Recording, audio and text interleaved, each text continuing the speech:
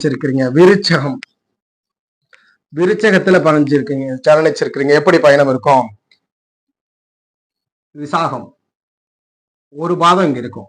விசாகமான குருவனுடைய நட்சத்திரம். அது போல அனுச நட்சத்திரம்,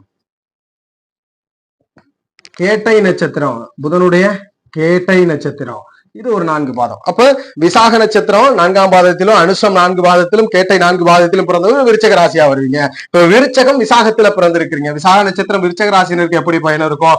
குரு தசை 1 முதல் தசை, சனி தசை 2ஆம் தசை, புதன் 3வது தசை, கேது 4, சுக்கிரன் 5, சூரியன் 6, சந்திரன் 7, செவ்வாய் 8, ராகு தசை 9வது தசையாக விருச்சகம் விசாகத்தில் பிறந்தவருக்கு வரும். அதே அனுச நட்சத்திரம் விருச்சக ராசியில பிறந்திருக்கிறீங்க. முதல் தசை சனி தசை, 2வது தசை புதன் தசை, 3வது தசை கேது தசை, 4வது தசை சுக்கிர தசை, 5வது தசை சூரியன், 6வது தசை சந்திரன், 7வது தசை செவ்வாய், 8வது தசை ராகு, 9வது மகாதசை குரு மகாதசை.